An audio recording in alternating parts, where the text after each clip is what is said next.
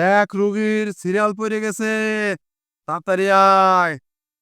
হ্যাঁ, আমার জানা আছে সে কিরাম সিরিয়াল পড়েছে, একটু মুইতেও শান্তি নেই। উস্তাদ আসছি।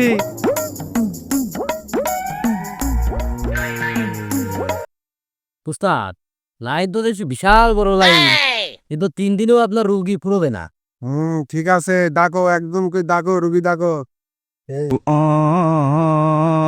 আমতলায় এক বিশাল বাবা তো বাবার কাছে তো চাই দেখি মনের কথাগুলো তো বইলে কি আর থান। ও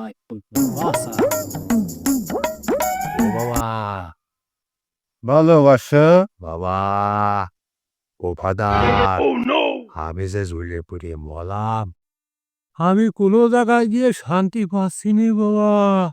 আমার কিরাম যেন ভাল লাগে না, মনে আছে দুনিয়া ছেড়ে চলে যাবো। তুমি তো সবই নাকি জানো বাবা। ও বাবা, আমার একটু দেখো। চিন্তা করো না বৎস, তোমার সব মনের দুঃখ আমি দূর করে দেব। চিন্তা করো না বৎস, তোমার জন্য একটাই সলিউশন আছে।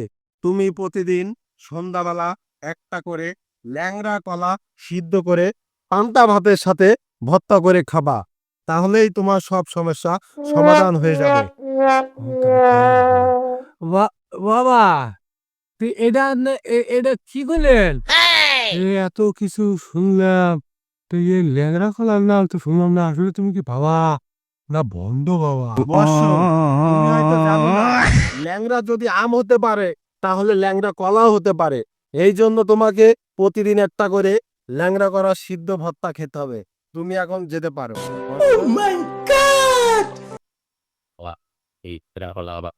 বাবা নিয়ে তো বাচ্চা জন শুনে যাও, বাবা হাদিয়া দিবা না তুমি?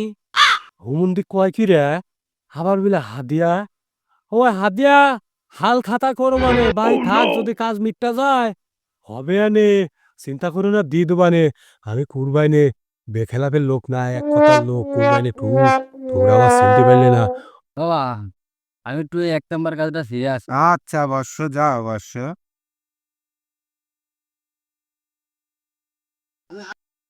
আমার শিষ্য আমার সাথে সারা বছর থেকে মনে হয় কিছু শিখেনি। এত ঘন ঘন ওর মোতা লাগে, ওর কি নলের দোষ হইল কিনা জানি। তা আমার কাছে বললে তো একটু চিকিৎসা নিতে পারে। বছর হইলো কোনো বাচ্চা ছেলে পেলে হচ্ছে না, তো ওই হামতলা নাকি ভণ্ড বাবা বসেছে। চলো দিন তোমার নিয়ে যায়, দেখি ভণ্ড বাবা কি বলে।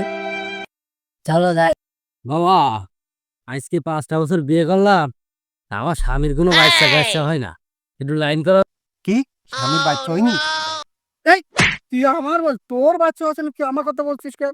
দেখ করো। ব্যাক করলে তো বাবা আমার না ইয়ের সমস্যা, ও উল্টা পাল্টা কথা বললে তো বাবা। আচ্ছা বর্ষ, বুঝতে পেরেছি।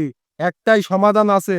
তোমার বউ যখন বাচ্চা হয় না, তাহলে বুঝতে পেরেছি, তোমার বউকে আমার কাছে একদিনের জন্য রেখে যাও, তারপরেই তুমি বাবার ডাক শুনতে পারবে। বাবা তো ভন্ড বাবা, আসলে ওই বাবার আগে ঠেঙ্গা এদিকে আইনি বাবা ভণ্ড বাবা একটু কেলাইনি। আমি আর থাকবো না। আমি এখনই আমার যা আছে সব নিয়ে আমি দৌড়াই। এই ধর ধর।